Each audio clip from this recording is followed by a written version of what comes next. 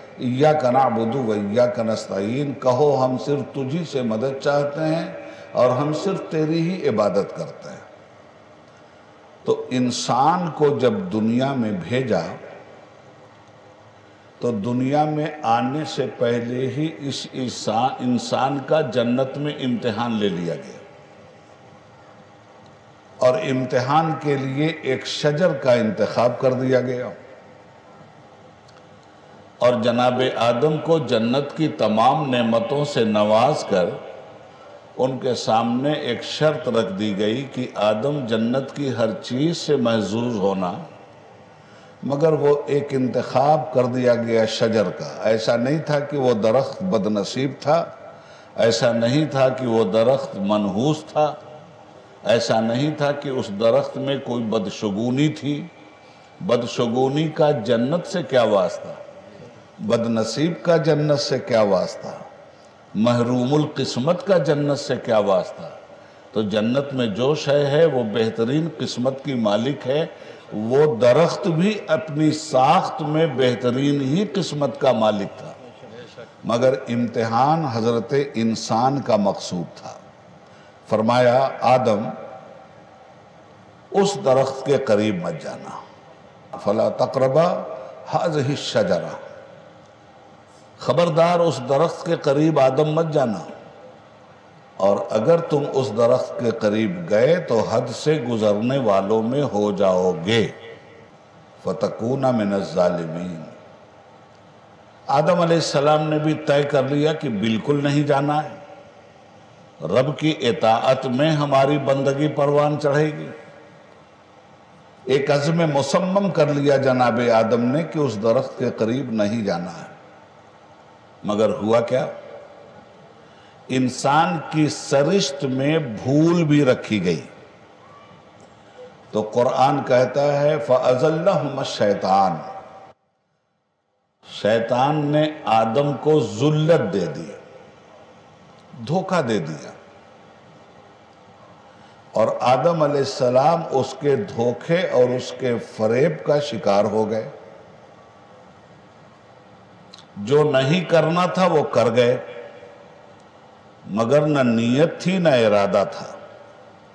नीयत और इरादा तो ये था कि किसी कीमत पे वो काम नहीं करेंगे जिस काम से हमारे रब ने हमको मना किया है।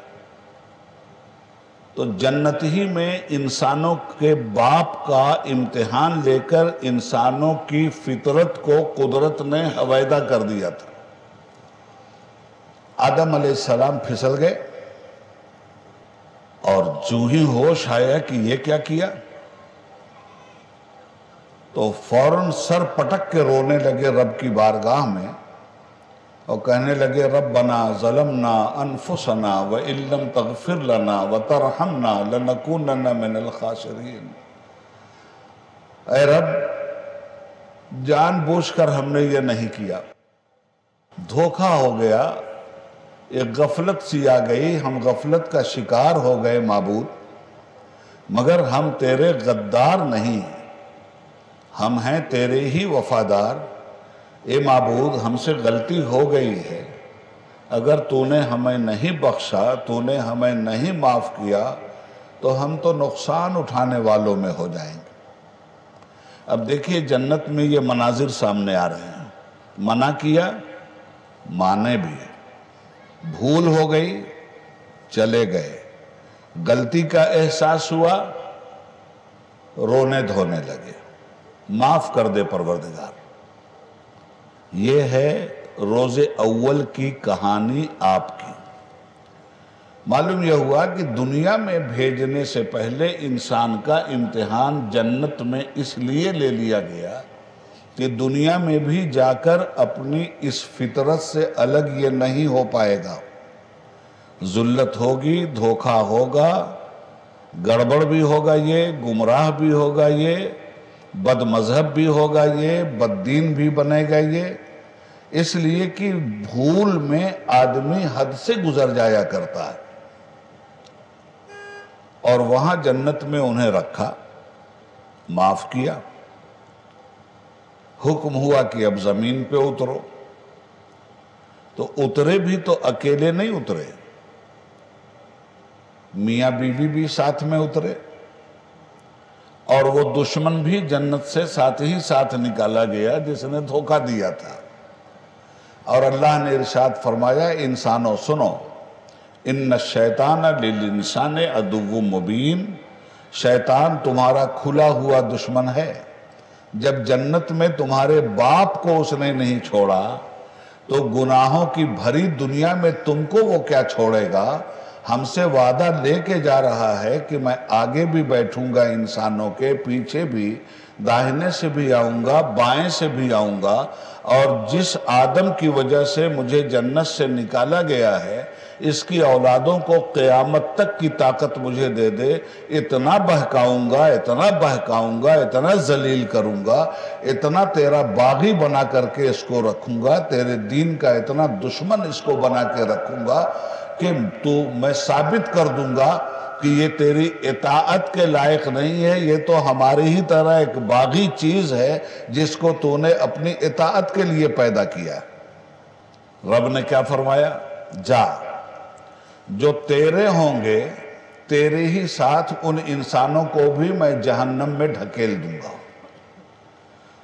اس کے بعد وہ خود بولا کہ پروردگار تیرے صالح بندوں کی فطرت مجھ پہ آشکارا ہو چکی ہے، جو تیرے صالح بندے ہوں گے ان پر میرا داؤ نہیں چل سکتا، اور وہی وہ بندے ہیں جو ہر وقت اس کے داؤ سے اپنے آپ کو بچانے کے لیے کبھی غفلت کی چادر نہیں اوڑھتے، ہمیشہ ہوشیار اور بیدار ہو رہتے ہیں، اور نظر اس بات پہ رکھتے ہیں کہ اللہ کس چیز سے راضی ہوتا ہے وہ کرنا ہے، اور اللہ کس چیز سے ناراض ہوتا ہے اس سے بچنا ہے۔ ابلیس نے بھی غلطی کی تھی، مگر وہ اپنی غلطی پہ اکڑ گیا تو اکھڑ گیا۔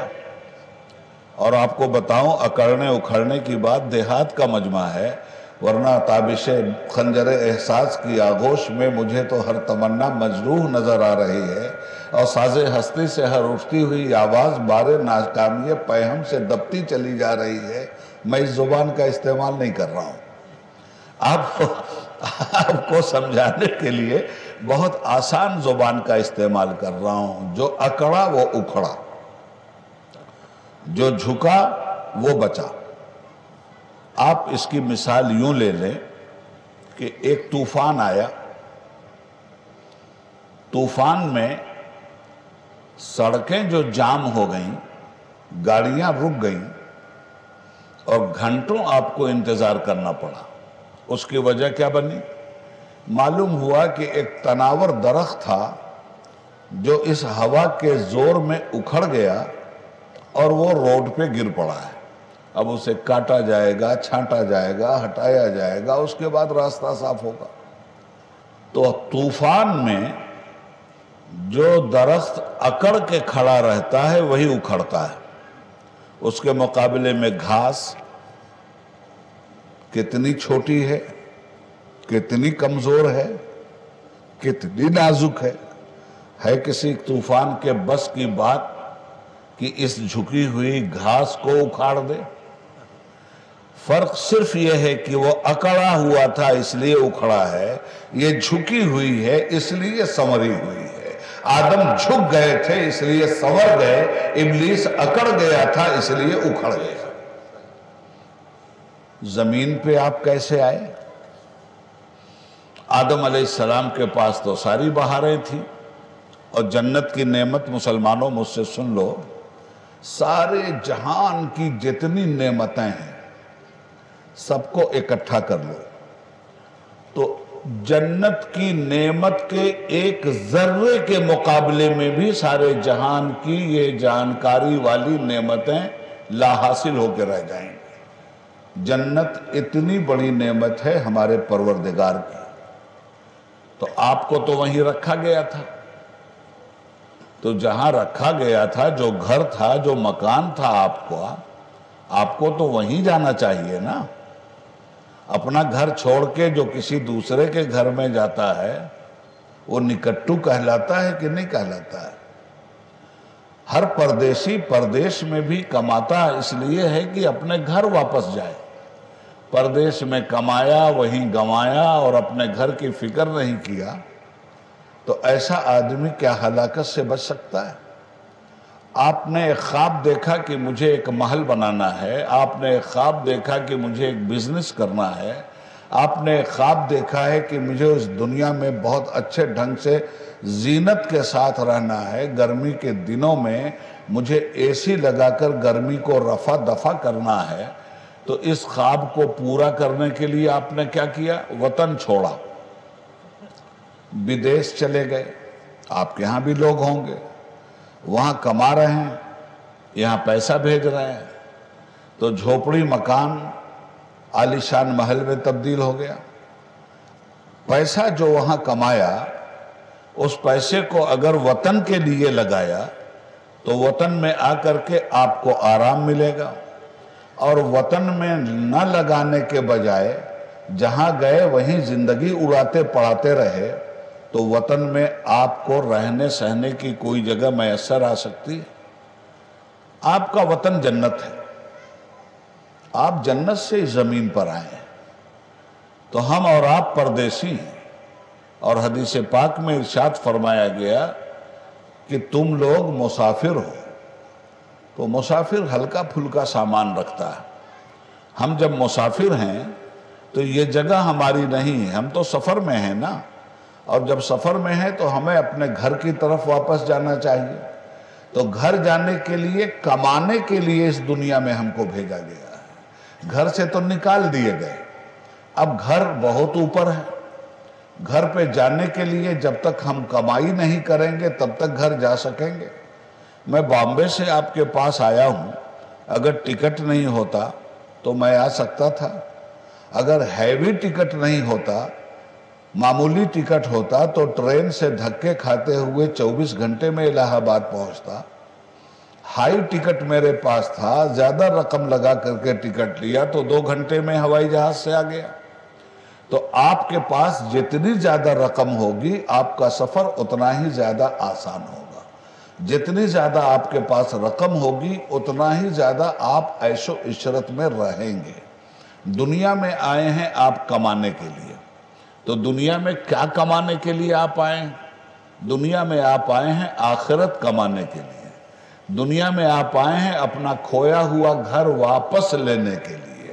تو اس دنیا میں اللہ نے موت اور حیات کو اسی لیے پیدا کیا تاکہ وہ آپ کو آزما لے کہ کمانا کون چاہتا ہے اور گنوانا کون چاہتا ہے.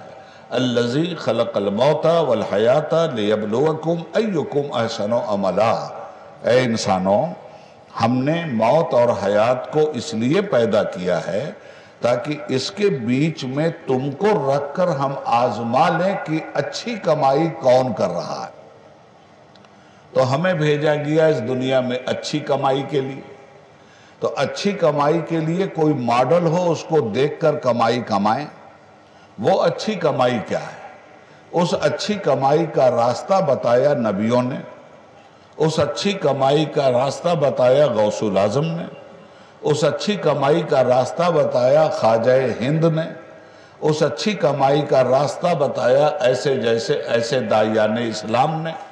تو جب اس اچھی کمائی کا راستہ بتا دیا گیا اور وہی کمائی آخرت میں آپ کے کام آنے والی ہے، تو اب تو اللہ نے آپ کو عقل بھی دیا ہے، اللہ نے آپ کو علم بھی دیا ہے، آپ اس اچھی کمائی کی طرف آئیے. وہ اچھی کمائی شراب پینا نہیں ہے. وہ اچھی کمائی شراب پی رہے ہو تو چھوڑ دینا ہے. وہ اچھی کمائی نماز چھوڑنا نہیں ہے. نماز نہیں پڑھ رہے ہو تو نماز کو پکڑ لینا ہے. وہ اچھی کمائی جھوٹ بولنا نہیں ہے. جھوٹ بول رہے ہو تو اس کو ترک کر کے سچ بولنے کی عادت سیکھنا ہے. گویا جتنی نیکیاں ہیں وہ اچھی کمائی ہیں اور جتنی برائیاں ہیں وہ آپ کی ہلاکت کا سامان ہیں. اور یاد رکھیے گا، مرنے کے بعد اللہ نے صرف 2 گھر بنائے ہیں انسانوں کے لیے. تیسرا گھر ہی نہیں بنایا رب العالمین نے. ایک گھر کا نام ہے جہنم اور دوسرے گھر کا نام ہے جنت. جتنے بھی پیدا ہوئے اور جا رہے ہیں ان کا ٹھکانہ 2 ہی ہے، یا تو وہ جنت میں جا رہے ہیں یا وہ جہنم میں جا رہے ہیں. جہنم کا جو عذاب ہے وہ بھی آپ نے علماء سے سن رکھا ہے، اور جنت کی جو نعمتیں ہیں وہ بھی آپ نے علماء سے سن رکھا ہے۔ فیصلہ اس دنیا میں آپ کو اپنی زندگی کا کرنا ہے کہ آپ کو جنت پسند ہے یا جہنم پسند ہے۔ اگر جنت پسند ہے تو ہر وہ برائی آپ کو چھوڑنی ہوگی جن برائیوں کی لذت سے آپ اپنے آپ کو ملذذ کرتے ہوئے دکھلائی دیتے ہیں، اور ان برائیوں کو اگر نہیں چھوڑا آپ نے اور رسمی اور اسمی مسلمان بن کر کے صرف زندگی آپ نے گزارا، تو اللہ ہی بہتر جانتا ہے کہ وہ کون سی مصیبتیں نازل ہوں گی جن کا تصور بھی نہیں کیا جا سکتا۔ اس بات کو جتنے جلدی مسلمان سمجھ لیں، اور جلسوں میں اس بات کا ہونا نہایت ضروری ہے۔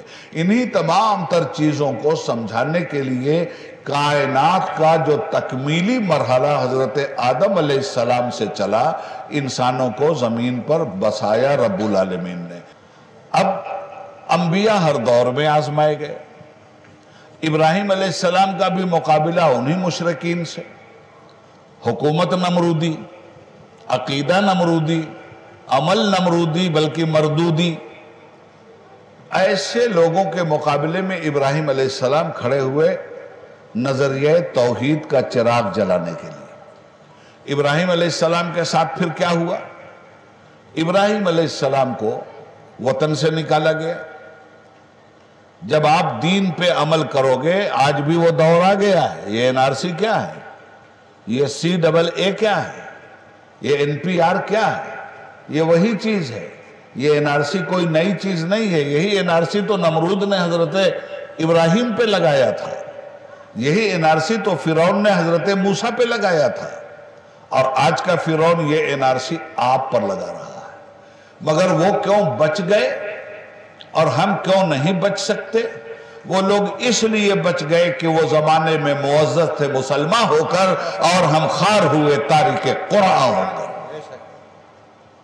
وہ تو نہیں گھبرائے، وطن سے نکال دیے گئے ابراہیم علیہ السلام، اور نکالنے سے پہلے آگ میں جلانے کا فیصلہ ہو گیا۔ جلا ڈالو اس کو، یہ اسلام کی بات کرتا ہے۔ اور ایک بات اور یاد رکھنا، اسلام ہمارے نبی حضرت محمد صلی اللہ علیہ وسلم کے ساتھ نہیں آیا ہے،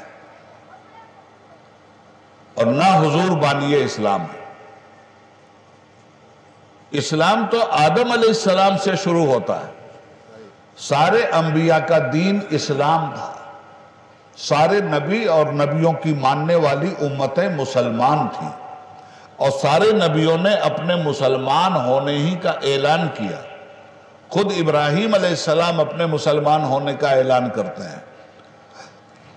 تو ہمارے نبی کے ذریعے اسلام نہیں آیا، حضور پر اسلام کی تکمیل کر دی گئی، حضور پر اسلام کو مکمل کر دیا گیا۔ اب بعد میں کسی نبی کی ضرورت نہیں، کسی رسول کی۔ بہرحال ابراہیم علیہ السلام کو آگ میں پھینکا گیا نا، معلوم ہے نا آپ کو۔ جلانے کے لیے جنگل سے اس نے کی جمع لکڑی، لگائی آگ ایسی جیسے کہ دوزخ بھڑک اٹھی، تو پھینکا اس میں ابراہیم کو۔ قدرت خدا کی تھی، اٹھائی آنکھ اپنی جس طرف نمرود نے دیکھی، چمن کے پتے پتے پر خلیل اللہ لکھا تھا۔ صراط عشق میں ہر سو فنا فی اللہ لکھا تھا، مگر ہر قدم پر فی امان اللہ لکھا تھا۔ میری ہمت پہ خالق نے جزاک اللہ لکھا تھا، جبیں پہ لا الہ اور دل پہ الا اللہ لکھا تھا، میری آنکھوں کی پتلی میں رسول اللہ لکھا تھا۔ آتش نمرود سے بھی نکلے، اللہ نے بچایا کہ نہیں بچایا؟ جب نکلے ہیں وطن سے تو میاں بیوی حضرت سارہ اور حضرت ابراہیم اور ان کے ایک بھتیجے حضرت لوط علیہ السلام، یہ 3 آدمی کا قافلہ اللہ کی راہ میں نکل گیا۔ فلسطین پہنچے، اللہ نے حکم دیا لوط کو فلاں جگہ چھوڑو، تم یہاں رہو۔ 85 سال کی عمر میں بیٹا پیدا ہوا جس کا نام ہے اسماعیل۔ اب ذرا قربانیوں سے کیسے کیسے گزر رہے ہیں وہ دیکھیے۔ میں نے شروع میں آیت پڑھی ہے، وَإِذِ ابْتَلَىٰ إِبْرَاهِيمَ رَبُّهُ بِكَلِمَاتٍ فَأَتَمَّهُنَّ۔ یاد کرو اس زمانے کو جب میں نے اپنے ابراہیم کو ہر طرح کی آزمائشوں میں جھونکا، اور میرا ابراہیم ہر طرح کے امتحان میں کھرا اتر گیا۔ تو کھرا اترنے کے بعد اللہ کا انعام کیا آیا؟ قال انی جاعلک للناس اماما، اللہ نے فرمایا ابراہیم اب تمہارے امتحان میں کامیاب ہونے پر میں تم کو سب سے بڑا انعام دیتا ہوں، ساری انسانیت کا امام بنا کر۔ آپ نے ابھی سنا نا کہ امام کا درجہ کیا ہوتا ہے؟ تو جب محلے کے امام کا یہ درجہ ہے تو انسانیت کے امام کا کیا درجہ ہوگا؟ ابراہیم علیہ السلام کا جب امام بنایا تو آپ کو اپنی نسل یاد آ گئی۔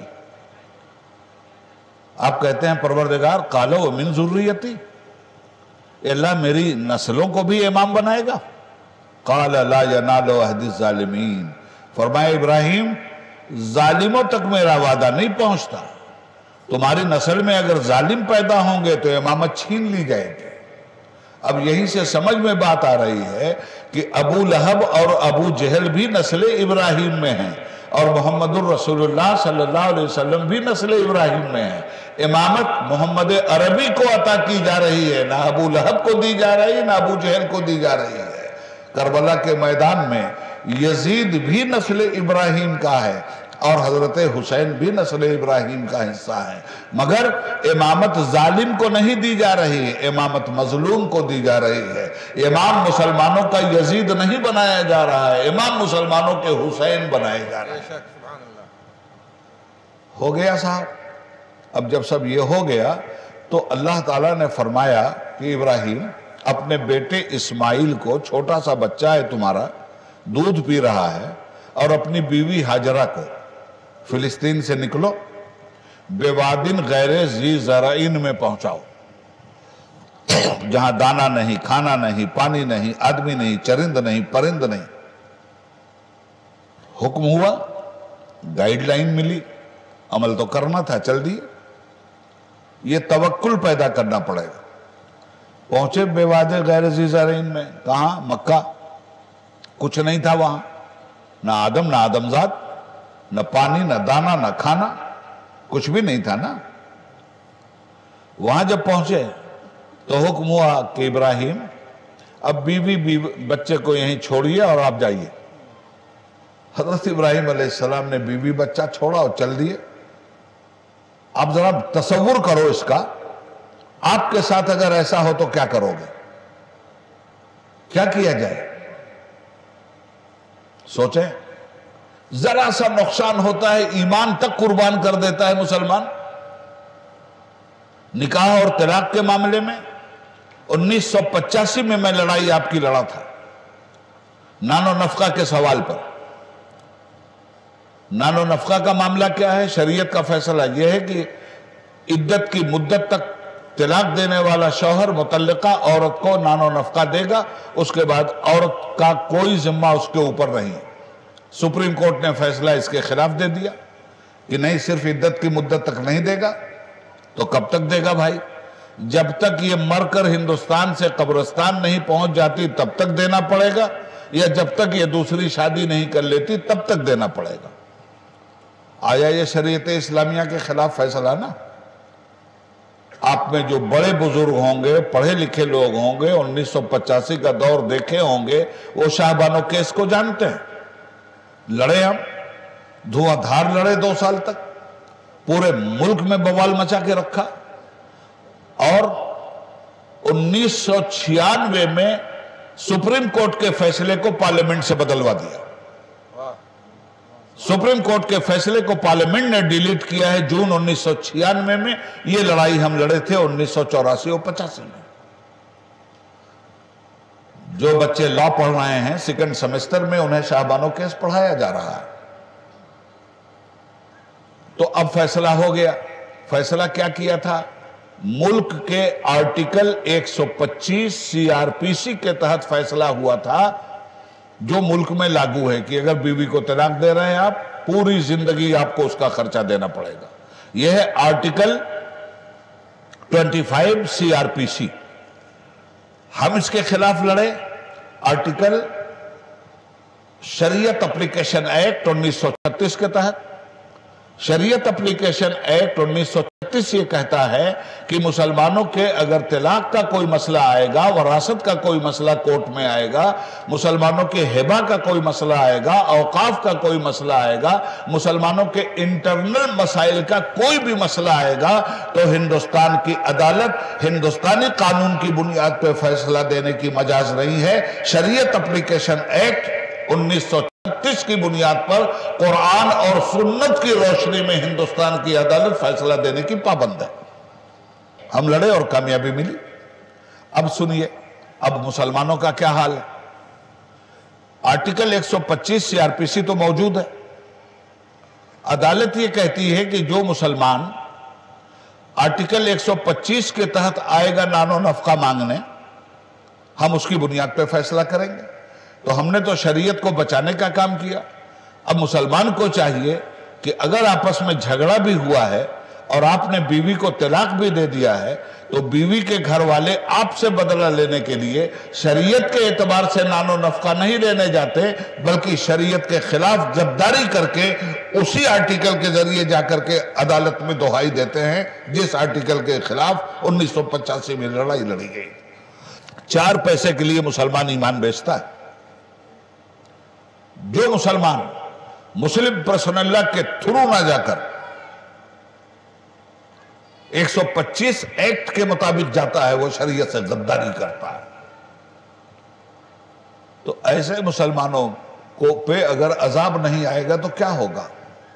جب میں کہتا ہوں کہ یا اللہ میرا حال دیکھ، حکم ہوتا ہے کہ اپنا نامہ اعمال دیکھ۔ ہمارے تو حالات یہ ہیں۔ ادھر ابراہیم علیہ السلام کو آپ دیکھیے، بیٹا کو چھوڑ آئے، بیوی کو چھوڑ آئے۔ حضرت حاجرہ نے پوچھا، ابراہیم اس لق و دق صحرا میں جہاں پانی نہیں، جینے کا کوئی راستہ نہیں، تم ہمیں کس کے حوالے چھوڑ کے جا رہے ہو؟ یہ تمہارا اپنا فیصلہ ہے یا ہمارے اللہ کا فیصلہ ہے؟ حضرت ابراہیم نے کہا اللہ کا فیصلہ ہے۔ حضرت حاجرہ نے کہا خوشی سے جائیے، ہمیں کوئی پرواہ نہیں۔ چلے گئے۔ پھر آپ کو معلوم ہے کیسے زمزم نکلا، پھر آپ کو معلوم ہے کیسے وہاں آبادی بسی، اللہ نے راستہ کیسے پیدا کیا، وہ سوچیے۔ کائنات کے تکمیلی مرحلے سے حضرت ابراہیم علیہ السلام کو منتخب کر کے گزارا جا رہا ہے۔ کسی مقصد کے تحت یہ سب کچھ ہو رہا ہے۔ پانی ابلنے لگا، ایما کے جہاں پڑتے ہیں قدم پیدا وہیں زمزم ہوتا ہے۔ ایڑیاں رگڑی ہے حضرت اسماعیل نے، اللہ نے فوارہ پیدا کر دیا۔ اور جانتے ہو قدم اسماعیل کی برکت کیا ہے؟ مسلمانوں، حضور فرماتے ہیں کہ میری دادی حضرت حاجرہ نے ریت اٹھا کر پانی کے چشمے کے گرد گھیرا جیسے مڈیر بنائی جاتی ہے، اور فرمایا زم زم، اس کے معنی ہے ٹھہر جا ٹھہر جا۔ سرکار دو عالم صلی اللہ علیہ وسلم فرماتے ہیں کہ اگر میری دادی نے زمزم نہ کہا ہوتا تو یہ پانی ساری کائنات کو گھیر لیتا۔ اب جب پانی آیا تو پرندے آنے لگے۔ ادھر سے ایک قافلہ گزر رہا تھا تاجروں کا۔ اس زمانے کی تجارت کیا تھی؟ میں قصے کے طور پہ یہ بات آپ کو کس لیے سنا رہا ہوں؟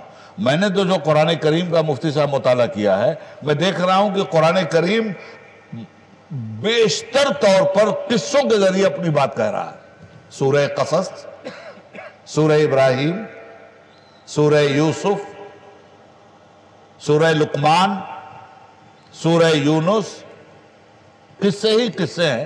سورہ سبا، ہر سورت میں کوئی نہ کوئی قصہ موجود ہے۔ سورہ بنی اسرائیل۔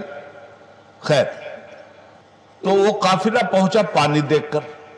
تجارت میں ان کے پاس سامان کیا ہوا کرتے تھے؟ آج نہ پیٹرول نکلا ہے۔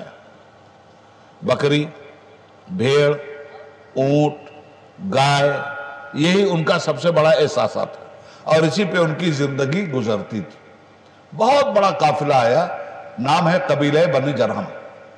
جرہم بھی کہتے ہیں، جرہم بھی کہتے ہیں۔ ان لوگوں نے جو پانی دیکھا تو صحرا میں پانی تو سب سے بڑی نعمت ہے نا۔ ہاتھ جوڑ کے بیٹھ گئے، دیکھا ایک خوبصورت عورت ہے، ایک خوبصورت شہزادہ ہے۔ ہاتھ جوڑ کے بیٹھ گئے، اے اس جھرنے کی مالکن، اگر آپ اجازت دیں تو ہم لوگ یہاں اپنی بستی بسا کے رہنا شروع کریں. ہماری تجارت میں آپ نصف تجارت کی حصہ دار. یہ جو کچھ بھی ہمارے پاس مال ہے یہ آدھا آپ کا آدھا ہمارا. جگہ ملکیت آپ کی ہے. یہیں سے ہم تجارت کریں گے, یہیں واپس آئیں گے.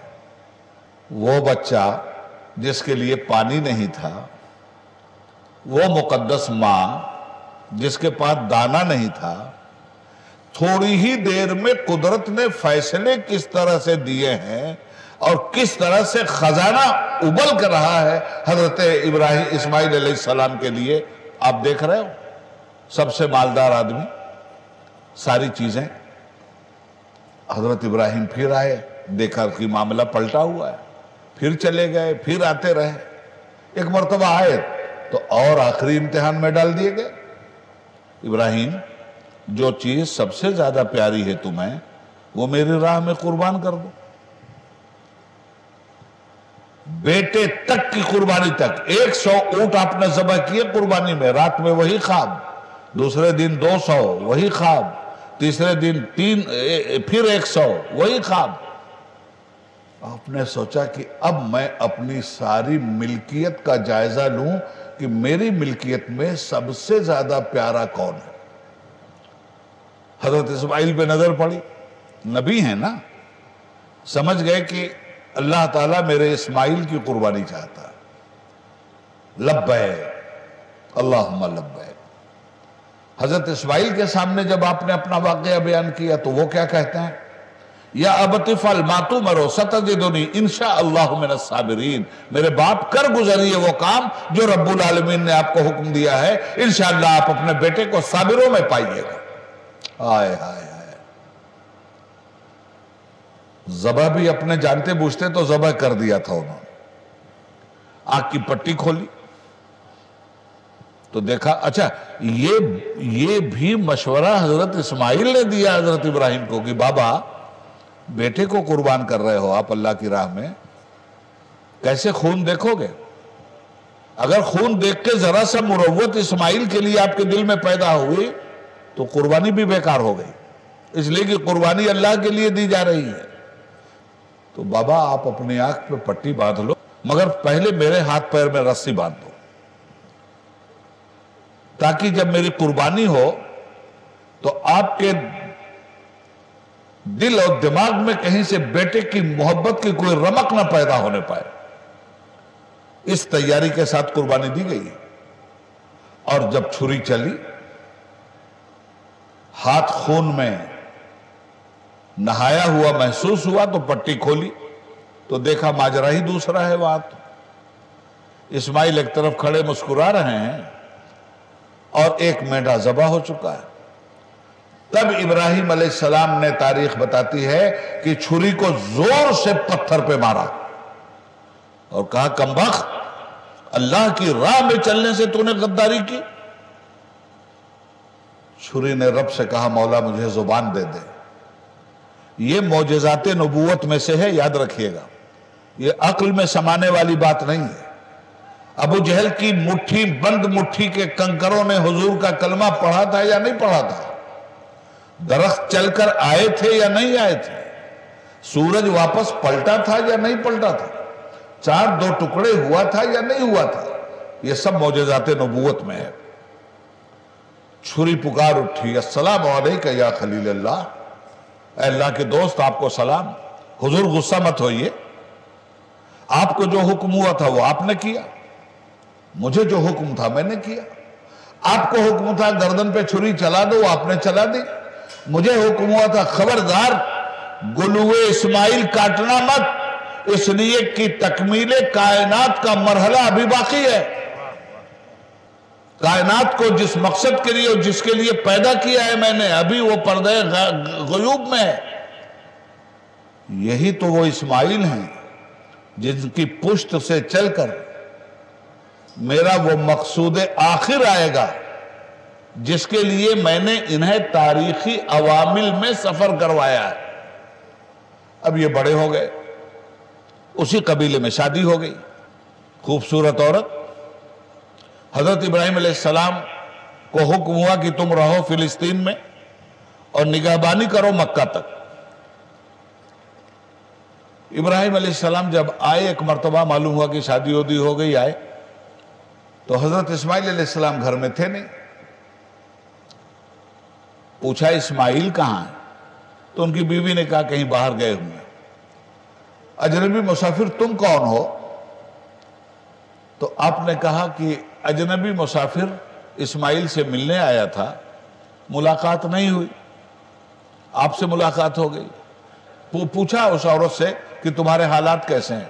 कहा बहुत बुरा हाल है, बड़े बुरे हाल में हमारी गुजर बसर हो रही है। जितनी बेसब्री की बात हो सकती थी सारी बेसब्री की बात, और जितने शिकवे की बात हो सकती थी सारे शिकवे की बात उस औरत ने इब्राहिम अलैहिस्सलाम से कर ली। फरमाया कोई बात नहीं, जब इस्माइल आए, मैं तो जा रहा हूं, जब इस्माइल आए तो उनसे कह देना कि एक अजनबी मुसाफिर आया था और वो बोल के गया है कि तुम अपनी चौखट बदल दो।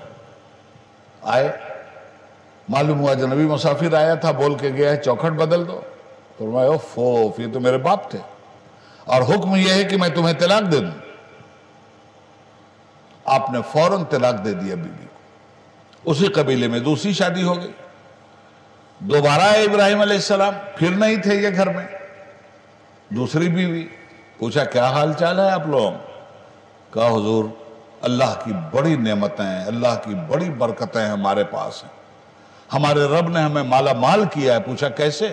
कहा हुजूर आंखें दी हैं, हम अंधे नहीं, ये आंखों की रोशनी मामूली नेमत, ये जुबान दिया जिससे हम बोल रहे हैं मामूली नेमत, ये कान दिया जिससे हम सुन रहे हैं मामूली नेमत है। दुनिया में कोई आदमी, गरीब से गरीब आदमी कहे अल्लाह ने मुझे कुछ नहीं दिया, आप उससे कहिए 2 करोड़ रुपया देता हूं, एक हाथ काट के देगा?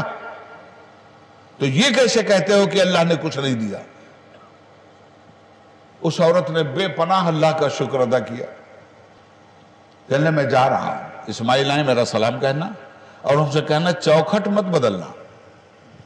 बस अब यही तकरीर का जो पूरा मवाद है वो यही है, चौखट बदल दो। चौखट बदल दिया। चौखट मत बदलना, क्यों? परवरदिगार जिस रास्ते से हमारे आका को भेजने की तैयारी किए हुए था और जो सबीले पैदा तारीखी मराहिल में कर रहा था, वो ये थी कि ऐसी औरत नूरे नबूवत की अमानत का बोझ नहीं उठा सकती जो औरत बेसब्री हो और शिकवा करने वाली हो। चूंकि हजरत इस्माइल की नस्ल से मोहम्मद रसूलुल्लाह को दुनिया में आना था सल्लल्लाहु अलैहि वसल्लम, इसलिए ऐसे पाक अरहाम के जरिए नूरे नबूवत को मुंतकिल किया गया कि कहीं से कोई ऐब, कोई नक्स उन लोगों के अंदर ना हो। दूसरी औरत जो शिकवा संज नहीं थी, साबिर थी, आदिल थी, इबादत गुजार थी, अल्लाह की फरमाबरदार थी, अल्लाह की रजा पे राजी बरजा थी, उस औरत की जब ये चीज देखी तो कहा चौखट मत बदलना। यानी ये है वो गोद जिस गोद से चलकर वो नूरे नबूवत आगे बढ़ेगा। 2500 साल तक हजरत इस्माइल की नस्ल में कोई नबी नहीं आया। ये 2 भाई थे ना, हजरत इसहाक और हजरत इस्माइल। छोटे थे इसहाक अलैहिस्सलाम, 13 साल छोटे थे। इसहाक अलैहिस्सलाम की नस्ल में हजरत ईसा अलैहिस्सलाम तक जितने नबी आए हैं, 2000 बरस तक जितने अंबिया किराम इस दुनिया में इंसानों की हिदायत के लिए आए, सब औलाद बनी इसराइल में आए हैं, सब औलाद इसहाक में आए। एक नबी भी औलाद इस्माइल में नहीं आया। ईसा अलैहिस्सलाम के जाने के 570 बरस के बाद औलाद इस्माइल में इमामुल अंबिया आए, हमारे आका आए। जब इस्माइल अलैहिस्सलाम भी जवान हो गए और इब्राहिम अलैहिस्सलाम एक मरतबा फिर आए, तो अल्लाह ताला ने हुक्म दिया, इब्राहिम अब तुम मेरे इबादत के लिए मेरा घर बनाओ। अब ये आखिरी मरहला है, लग गए घर बनाने में। वइज़ यरफ़उ इब्राहिमुल क़वाइदा मिनल बैति व इस्माईल रब्बना तक़ब्बल मिन्ना इन्नका अंतस समीउल अलीम। याद करो उस जमाने को जब अल्लाह का एक मिस्त्री जिसका नाम इब्राहिम था اور اللہ کا ایک مزدور جس کا نام اسماعیل تھا، یہ دونوں اپنے رب کی مزدوری کر رہے تھے اور کعبے کی دیوار اٹھاتے جاتے تھے اور کہتے جاتے تھے ربنا تقبل منا انک انت السمیع العلیم، اے ہمارے رب ہماری اس کاوش کو قبول کر لے، تو سننے والا ہے، جاننے والا ہے۔ اور اس کے بعد کیا دعا کیا؟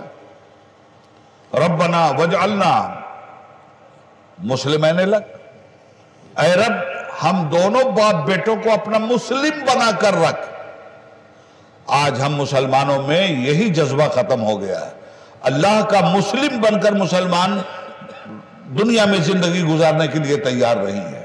وہ بندہ صحیح معنوں میں اللہ کا مسلم نہیں ہے جو نمازیں نہیں پڑھتا ہے، وہ بندہ صحیح معنوں میں اللہ کا مسلم نہیں ہے جو اللہ کے دین کی سرحدوں کو پامال کرتا ہے۔ وہ شرابی مسلمان اللہ کا سچا مسلم نہیں ہے، اور جب سچا مسلم نہیں ہے تو جہنم اس کا مقدر ہے۔ یہ مت سمجھیے گا کلمہ پڑھ لیا تو جہنم سے بچ جائیں گے، کلمہ جہنم سے نکال ضرور لے گا، مگر صرف کلمہ پڑھنے کی بنیاد پر جہنم سے بچنا کوئی گارنٹی نہیں ہے۔ کلمہ پڑھا ہے، نماز نہیں پڑھ رہے ہیں، جہنم میں جانا پڑے گا۔ کلمہ پڑھا ہے، روزہ نہیں رکھا ہے، جہنم میں جانا پڑے گا۔ کلمہ پڑھا ہے، زناکاری کر رہے ہیں، جائیں گے جہنم میں۔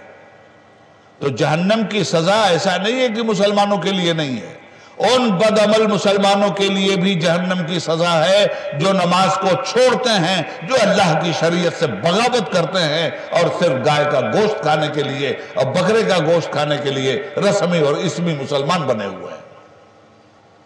یہ عشق نہیں آسان، بس اتنا سمجھ لیجئے ایک آگ کا دریا ہے اور ڈوب کے جانا۔ ابراہیم علیہ السلام دعا کرتے ہیں من ذریتنا امتا مسلمتا لک، اے اللہ ہم باپ بیٹوں کو اپنا مسلم بنا کے رکھ اور ہماری نسل میں ایک امت مسلمہ پیدا کر۔ سنیے ابراہیم علیہ السلام کی دعا کعبے کی تعمیر کے وقت، امتا مسلمتا لک۔ وہ کون ہے امتا مسلمتا لک؟ وہ آپ ہو۔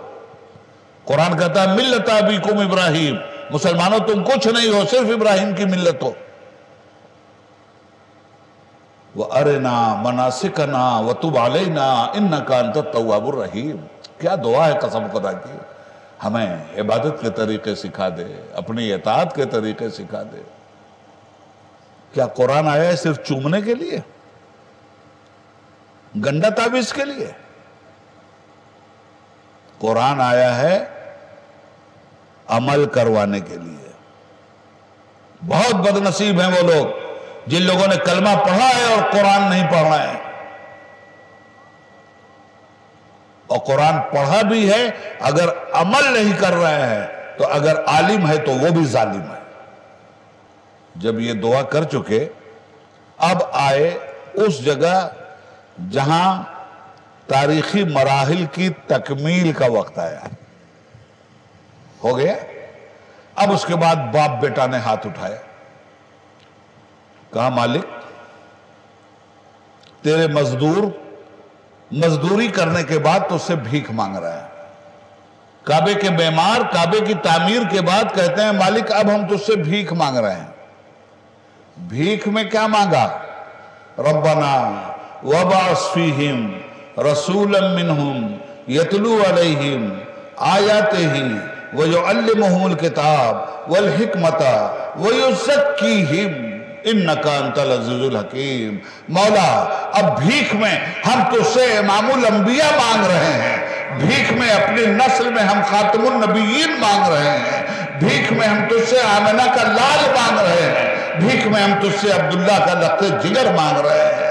مولا بھیک میں ہم تیرا وہ مقصود مانگ رہے ہیں جس کی وجہ سے تو نے آسمان کی چھت بنائی ہے، زمین کو مہد بنایا ہے، ذروں میں چمک پیدا کی ہے، ستاروں میں دمک پیدا کی ہے، چاند کو چاندنی بخشی ہے، سورج کو روشنی بخشی ہے، کائنات کو تابندگی بخشی ہے، نسیم سحر پیدا کیا ہے، باد صبا پیدا کیا ہے، گلوں میں نکہت پیدا کیا ہے، کائنات عالم میں جیلا پیدا کیا ہے۔ وہ جو نہ تھے تو کچھ نہ تھا، وہ جو نہ ہو تو کچھ نہ ہو، جان ہے وہ جہان کی، جان ہے تو جہان ہے، اب ان کو بھیج دے، میرا مصطفیٰ دے دے مجھے۔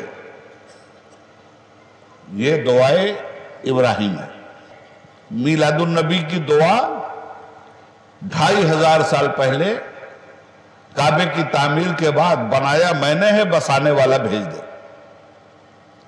حضور خود فرماتے ہیں کہ میں اپنے دادا ابراہیم علیہ السلام کی دعا ہوں، ہوئے پہلوے آمنہ سے ہویدا، دعائے خلیل اور نوید مسیحا۔ سرور کائنات صلی اللہ علیہ وسلم آئے اس دنیا میں، آنے کے بعد کام کیا تھا؟ یتلو علیہم آیاتی، چونکا دیجئے بندوں کو، جگا دیجئے ان بندوں کو۔ اللہ کیا چاہتا ہے ان بندوں سے؟ اللہ کی آیتیں سنا دیجئے ان بندوں کو، تزکیہ کر دیجئے ان بندوں کا۔ گندگی عقیدے میں ہے تو عقیدے کی صفائی کر دیجئے، گندگی عمل میں ہے تو عمل کی صفائی کر دیجئے، گندگی سیاست میں ہے تو سیاست کی صفائی کر دیجئے، گندگی مذہب میں ہے تو مذہب کی صفائی کر دیجئے، گندگی بدعات کی ہے تو بدعات کی صفائی کر دیجئے، گندگی خرافات کی ہے تو خرافات کی صفائی کر دیجئے، گندگی رشوت کی ہے تو رشوت کی صفائی کر دیجئے، گندگی خاندانی فخر و مباحات کی ہے تو اس کی صفائی کر دیجئے۔ وَيُزَكِّيهِمْ وَيُعَلِّمُهُمُ الْكِتَابَ وَالْحِكْمَةَ۔ میرا نبی تزکیہ کرتا ہے، میرا نبی علم سکھلاتا ہے، میرا نبی حکمت کے دریا بہاتا ہے۔ وَإِن كَانُوا مِن قَبْلُ لَفِي ضَلَالٍ مُبِينٍ۔ بے شک مصطفیٰ کی آمد سے پہلے انسان کھلی ہوئی گمراہی میں تھا۔ تو ان گمراہ انسانوں کو ہدایت یافتہ بنانے کے لیے ضروری تھا کہ قرآن سے ان کا رشتہ جوڑ دیا جائے، نماز سے ان کا رشتہ جوڑ دیا جائے، عبادات سے ان کا رشتہ جوڑ دیا جائے، اخلاقیات سے ان کا رشتہ جوڑ دیا جائے، معیشت اور معاشیات سے ان کا رشتہ جوڑ دیا جائے، حسن معاشرت سے ان کا رشتہ جوڑ دیا جائے۔ اور وہی سب کچھ حضور سرور عالم نے کیا۔ 23 سال کی مختصر سی مدت میں حضور نے کایا پلٹ دی کائنات کی۔ کفر کی جگہ اسلام دکھائی دینے لگا، شرک کی جگہ ایمان دکھائی دینے لگا، بدعت کی جگہ سنت دکھائی دینے لگی۔ بیٹیوں کا گلا کاٹنے والے بیٹیوں کی عزت کے محافظ بن کر کے سامنے آ گئے۔ خود نہ تھے جو راہ پر، اوروں کے ہادی بن گئے۔ کیا نظر تھی جس نے مردوں کو مسیحا کر دیا، ایک عرب نے آدمی کا بول بالا کر دیا، خاک کے ذروں کو ہم دوشے سریا کر دیا۔ تو نے ثابت کر دیا اے ہادی نوع بشر، مرد یوں مہرے لگاتے ہیں جبین وقت پر۔ 23 سال میں کیا انقلاب لائے ہیں سرکار۔ اب حضور کے جانے کے بعد اس انقلاب کو برقرار رکھنے کی ذمہ داری امت رسول پر ہے۔ کیا امت اپنا فریضہ انجام دے رہی ہے؟ میلاد النبی کا جشن تو منا رہی ہے امت، جلوس بھی نکال رہی ہے امت، مگر نماز نہ پڑھ کے جلوس نکال رہی ہے یہ امت۔ صرف جمعہ تک جا کے یہ امت نماز پڑھ رہی ہے۔ کتنے لوگ مسجدوں میں نماز پڑھ رہے ہیں؟ جتنا جمعہ کے دن آپ مسجدیں بھر دیتے ہو، رو رہے ہو مودی کو، یوگی کو، ڈھونگی کو۔ کائے کو رو رہے ہو بھائی؟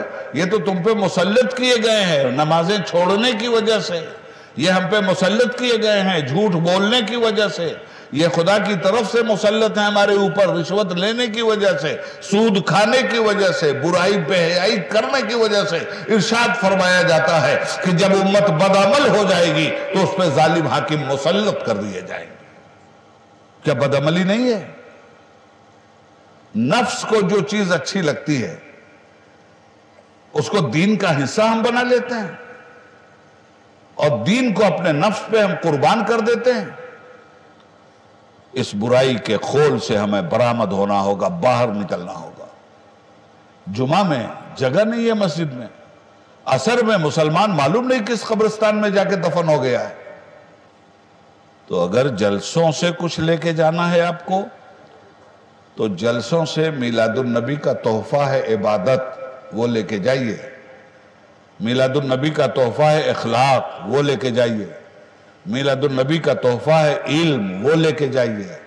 میلاد النبی کا جلوس نکال کے ڈی جے مت بجائیے، یہ حرام کاری بند کر دیجئے۔ کس نبی کے ساتھ کھلواڑ کر رہے ہیں آپ؟ جلوس چل رہا ہے، اذان ہو رہی ہے، جلوس نہیں رک رہا ہے، نماز ہو رہی ہے، جلوس چل رہا ہے آپ کا، نماز نہیں۔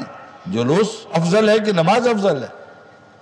نکالو جلوس، کوئی نہیں منع کرتا، وضو کے ساتھ نکالو، درود پڑھتے ہوئے چلو۔ جہاں نماز کا وقت ہو گیا، جہاں اذان ہو رہی ہے، روک دو جلوس کو۔